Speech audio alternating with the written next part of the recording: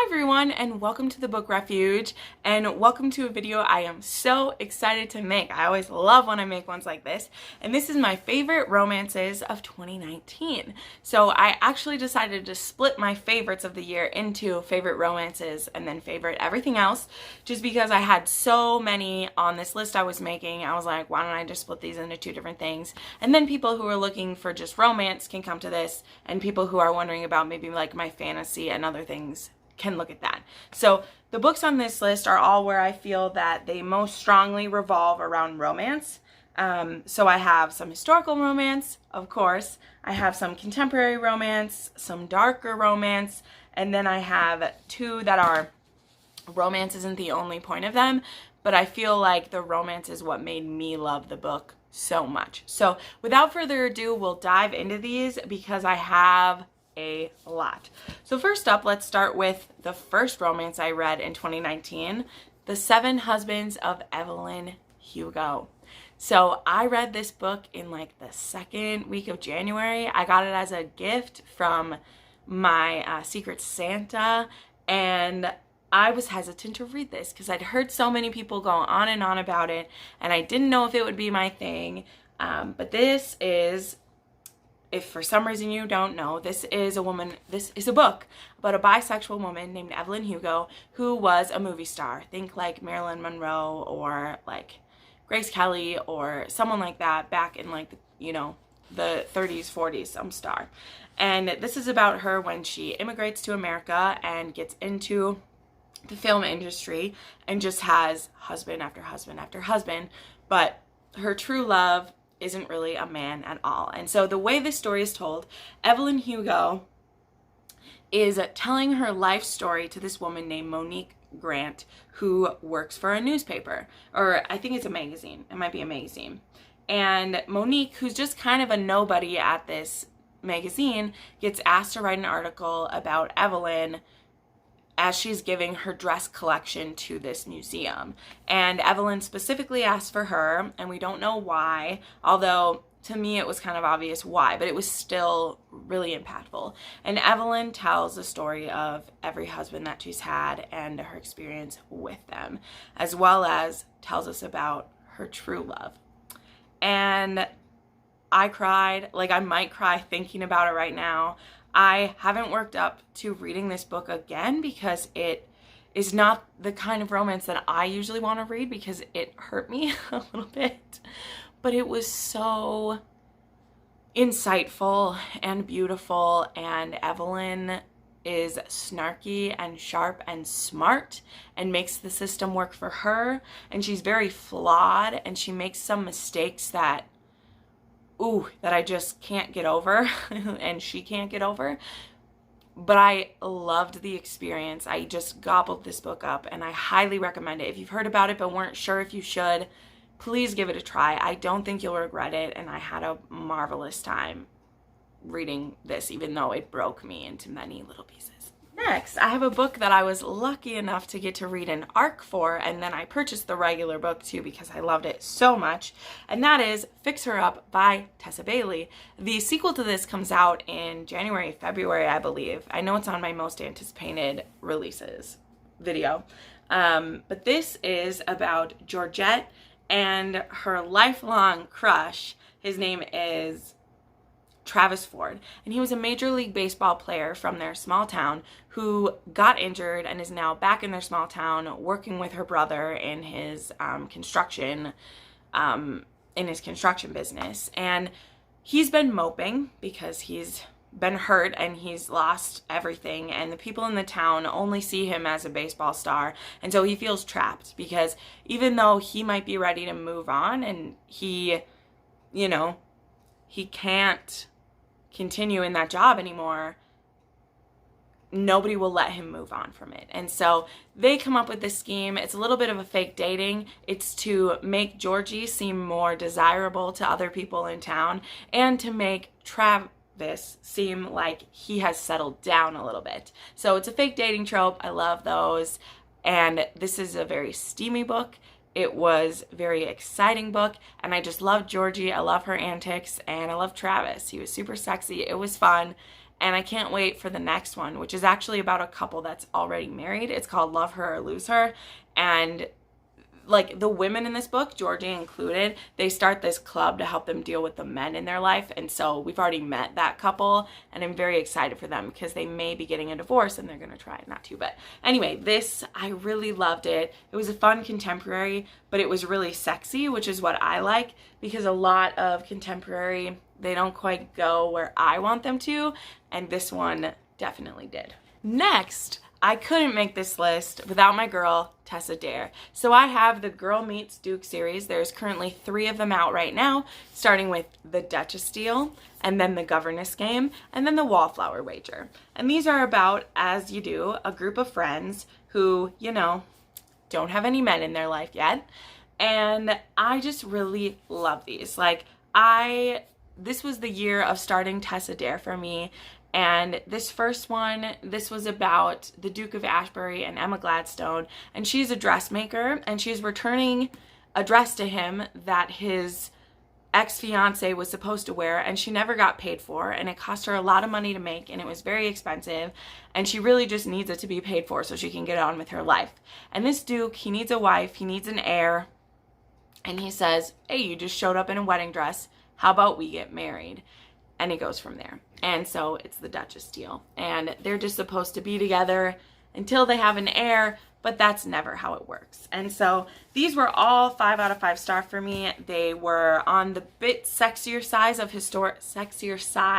of historical romance, which some people might not like, but I love. Tessa Dare is always super steamy and amazing. And my friend Murphy hated this book. She DNF'd it, and I feel bad about it.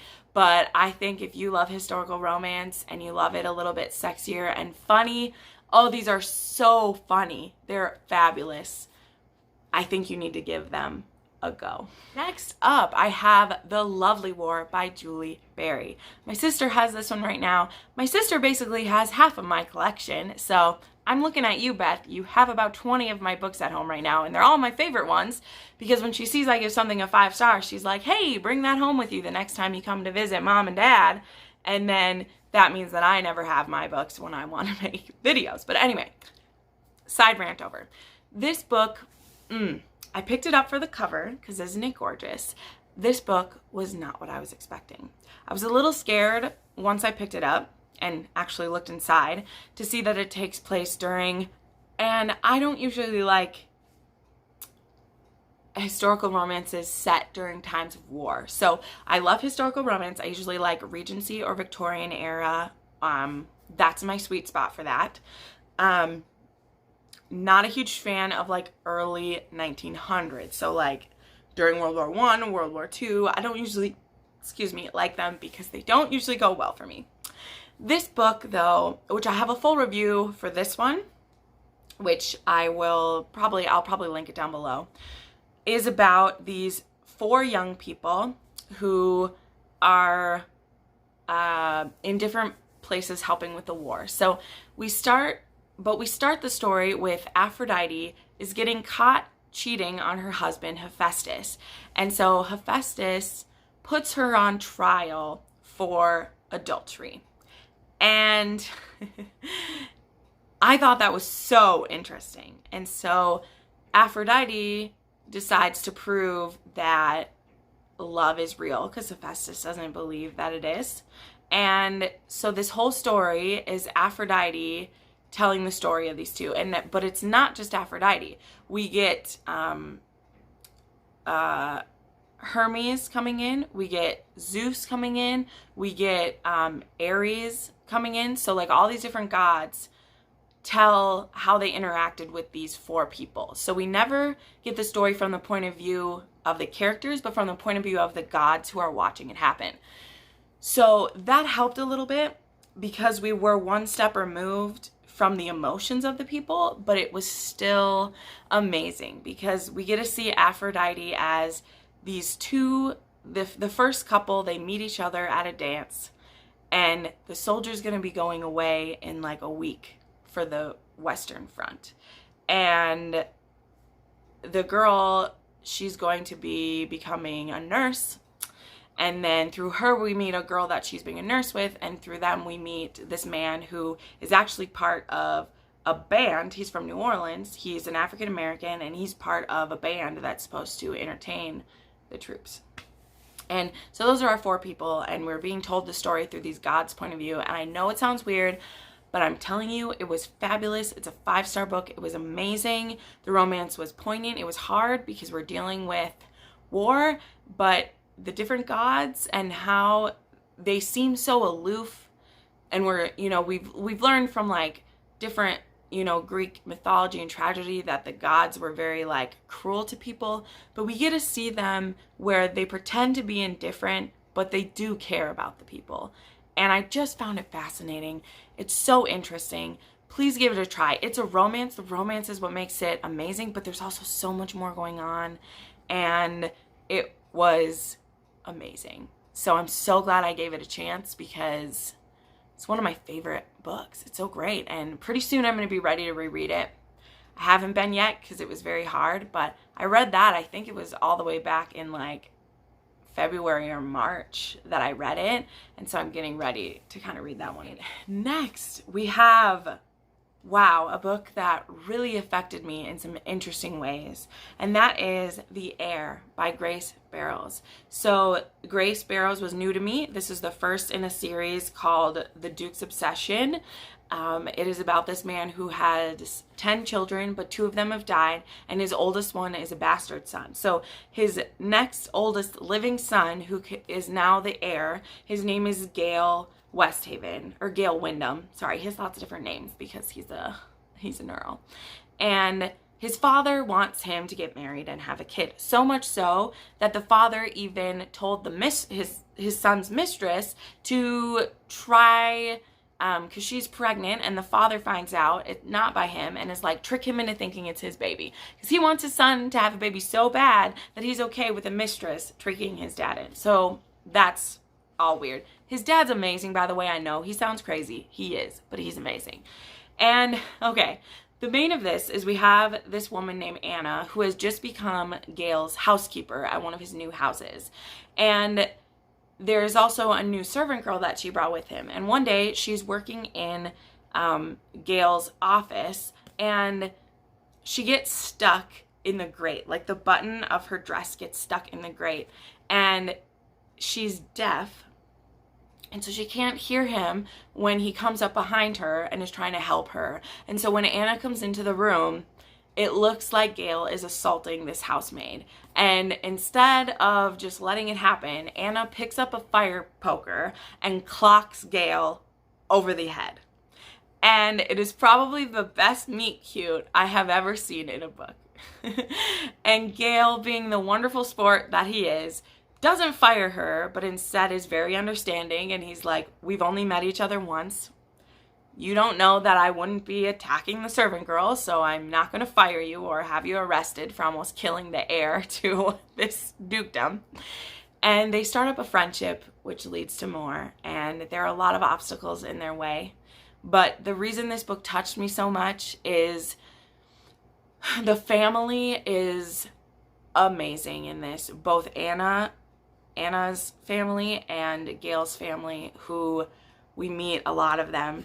There's also non-sexual physical touch done in such an amazing way. I've mentioned this a few times. Physical touch is my love language, and I've never felt so seen or understood by a book besides the book called The 5 Love Languages as I have been by this, because their whole family is so affectionate, and they realize the need of, like, you just need a hug, or you need someone to pat you on the back, or you need someone to hold your hand, and that it doesn't have to be sexual, or it doesn't mean anything more than we're human and we need physical touch, that we need people to love us.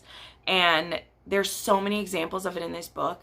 So many times when, like, our 2 love interests aren't even having a romantic moment, and Gale will just, like, rest his head on her shoulder, or she's working on the wound that she caused on his head, and Gale will just, like, rest his head on her stomach, and not because he's trying anything, but he just needs the physical comfort. And it was great. Also, the conflict in this book is one of the best I've ever seen in a historical romance. It was not just a miscommunication. There are legit obstacles in this couple's way, and not just poor girl, rich guy, or family doesn't like you, or whatever. There are some serious things going on, and it was fascinating. So I love this book. It was 5 out of 5 stars. I highly recommend it, and I could just gush for days about it. I have. If you go back and watch some of my reading vlogs from when I read this,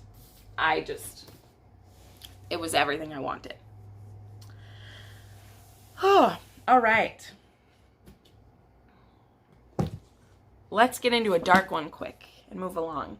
So my favorite dark romance that I read this year, I read pretty recently. It was a self-published novel on Amazon, and I ended up buying, and you'll see this is a huge break, and that is Dark Notes by Pam Goodwin. So this is a very steamy, very sexy novel. I understand it's not going to be for all of you, but if you love like Kindle Unlimited romances or stuff like that, I recommend Pam Goodwin straight up. I really like her. I've read quite a few of her other books at this point as well. But this one is about a girl named Ivory and a man named Emmerich.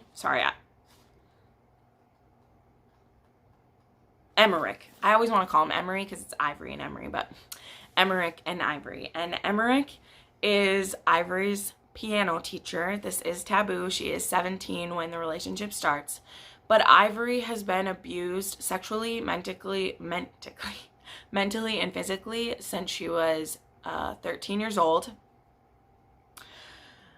Oh man, there's just so much going on in this. But I'll tell you the reasons I loved it. I loved it because though it's taboo and there's things going on there that I don't approve of, and I'm making it very clear, the reasons that I love this are for how the abuse is addressed and how Emmerich, who is into BDSM, and that is what he's looking for in a relationship, how he sees Ivory and how he respects her and how he shows her that at no time in their relationship is he in control of her.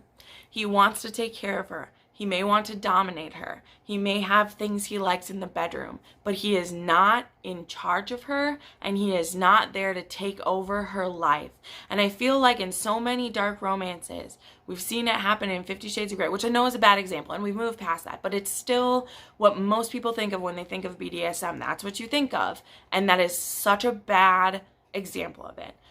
Ivory has been mistreated and used for sex by people in her school, by her brother's best friend.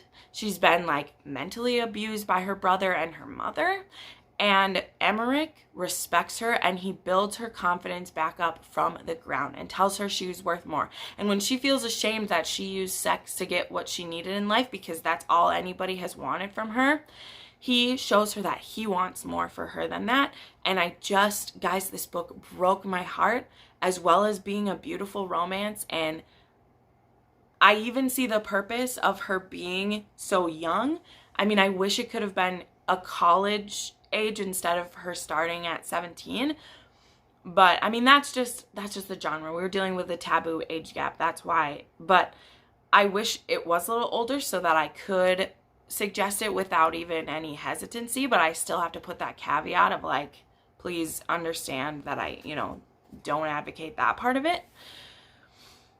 But it was so powerful, and I've never cried in this kind of story before, ever.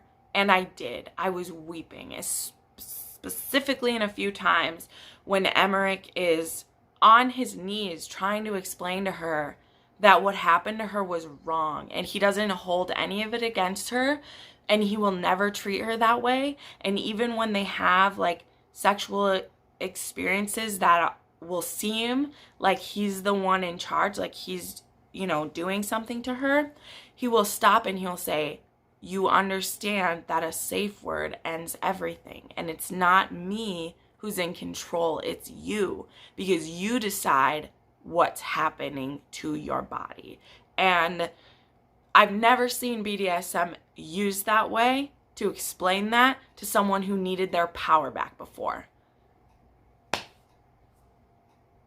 And so I love this book, and it was not what I was expecting from it, and I love it so much. And if age gaps are something you're okay with, if BDSM is like a Kindle Unlimited thing you read, if you're, you know, interested in seeing what I mean about that, please give this a try.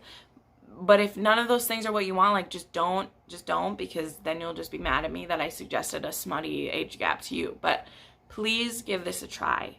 It was amazing, and the journey that Ivory goes on, I feel, is real, you know? And I feel like there's some women who've been treated this way, and that, I'm not saying like BDSM is what they should be into, but the lessons that Emmerich teaches her, I think some people need to hear. So that's why I think it's powerful. So there we go. Let's go on to the other age gap I have in here, which this one is a lot more fun. And it's one I've talked about kind of a lot. And that is Birthday Girl by Penelope Douglas. This book is super fun. This one's not taboo, thankfully.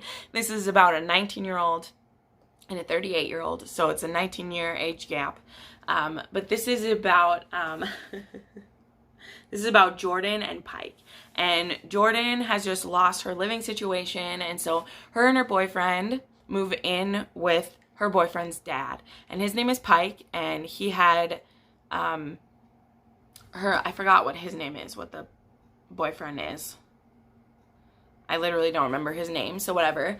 Him and his dad have not been close, and so Pike really wants to fix that relationship, and so he lets them move in. And so Pike and Jordan actually run into each other at a movie theater before she finds out who he is. So it's that thing where, like, they already kind of had an attraction, but she had a boyfriend, and he's older, and there was nothing going on.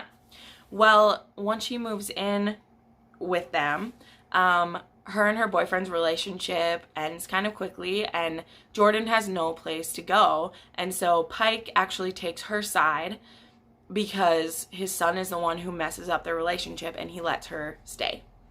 And so nothing happens between them until she's broken up with her boyfriend. So this doesn't have cheating in it, but it has a really sexy age gap romance. And it is actually the book that started my age gap love, which I read a lot of age gaps this year because of it, and this is my favorite one. Like, I love it so much.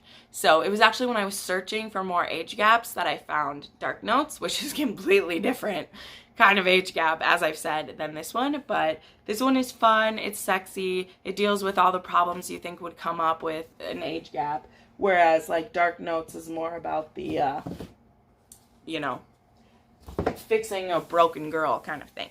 Then one other, this was another book I was able to do an arc for, and it was a self-published book. And okay, whatever the name is, Jake. And this is Something That Could Last by Ashley Cade. This is a summer fling novel about Abby and Jake. And Abby lives in a small town, and Jake and his friend come through town for an extended vacation for like 3 weeks. They're gonna be there. They're gonna be just doing a bunch of fun things, and he meets Abby, and they have an instant connection, and they start dating, but it's only gonna be for a small amount of time, and they have to decide if it's gonna be something that could last.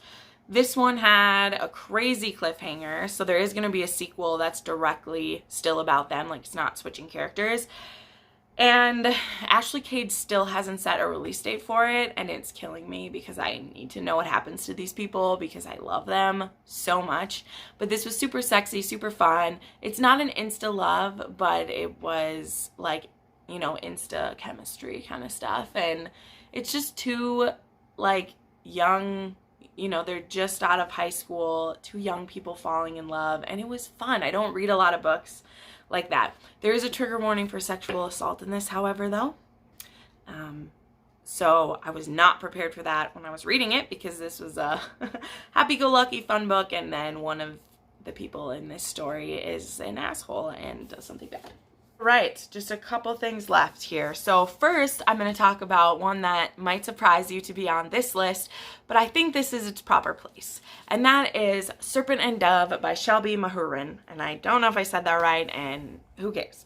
So this book, I feel like, has been miscategorized, and it's why it's gotten such mixed reviews from people.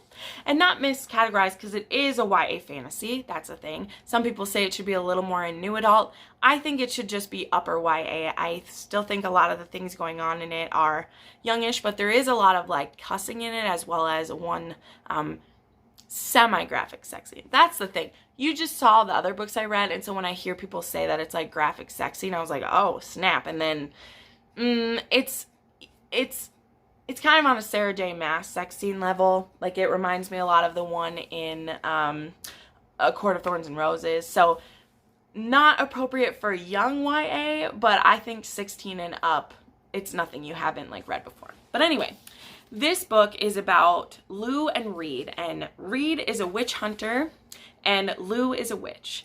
But she's a witch who's on the outs from her coven, and she's actually on the run from a very powerful witch who wants to kill her.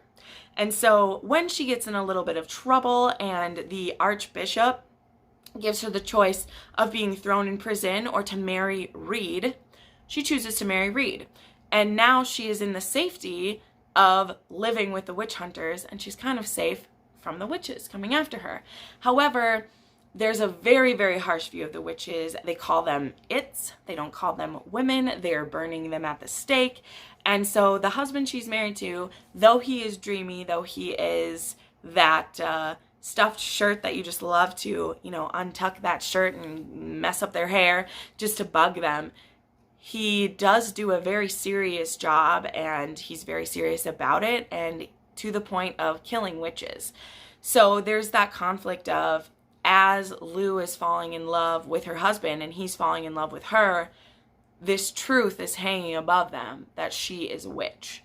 And how will he be able to handle that? Will he handle it, or will he turn her in if he would find out? I think that this revolves about 70% around the relationship that gets built and about 30% around everything else.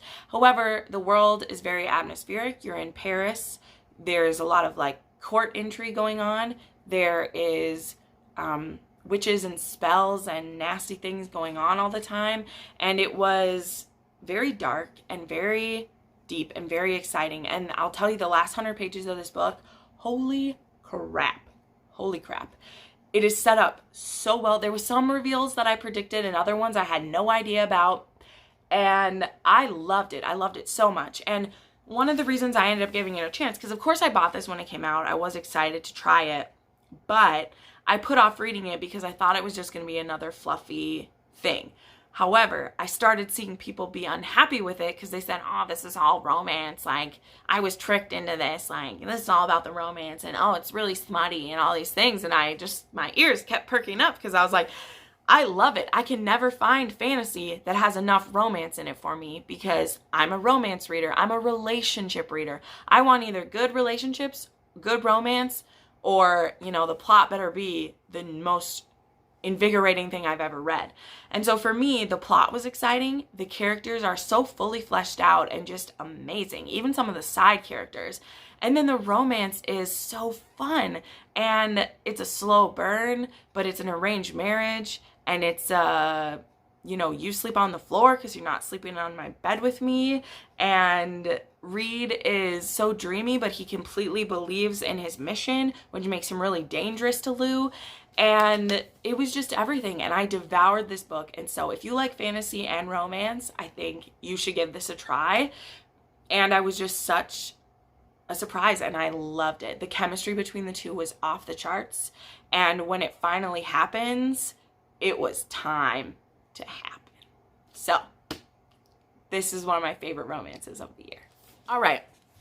My last series that I want to mention as favorites, I only have 3 of them with me because my sister has the other ones, and that is The Ravenels by Lisa Kleypas.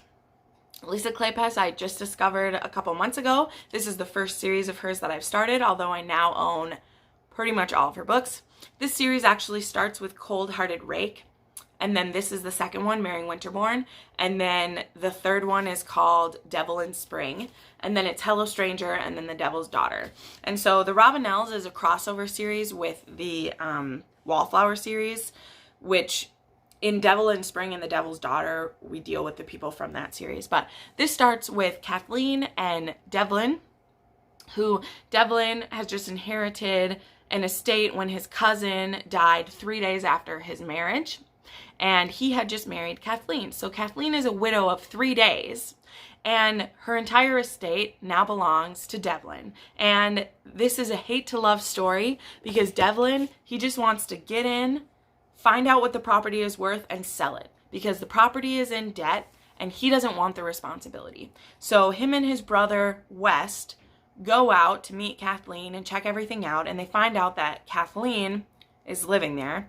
And then his cousin who died had 3 younger sisters who they have no one to look out for them or take care of them now. And Kathleen is not going to let Devlin get off scot-free.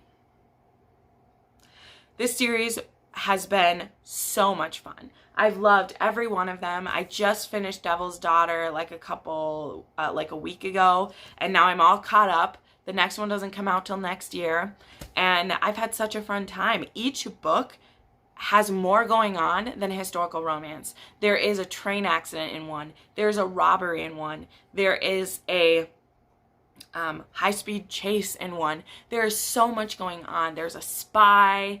There is bastard children. There is just all these crazy things happening. And so the romances are always really exciting, but there's so much more happening than you'd expect. And I just had such a ride reading the Ravenel series, and I can't wait to read more of Lisa Kleypas in the new year. So thank you so much for watching this video. These are my favorite romances I read in 2019. I cannot wait for 2020. So many of you are here because of historical romance recommendations or the romance that I read, because you're not finding enough of that in Booktube and other places. And I want to be that person for you. So please keep suggesting your favorite romances down below. I have bought so many books off of your recommendations. I promise you, if you wrote something in the last 6 months in one of my videos, when I'm on Book Outlet, when I'm in Barnes & Noble, I pull those up on my phone and I'm finding them. And I just did an order with Book Outlet and I bought 28 historical romances that were $2 or $3. And so I have my romance is stacked for next year, and I'm so excited. So please don't stop giving me your recommendations. If you've tried one of these because I've read it, let me know what you think. And I make new videos every Monday, Thursday, and Saturday, and you can watch some more of them right now. Bye.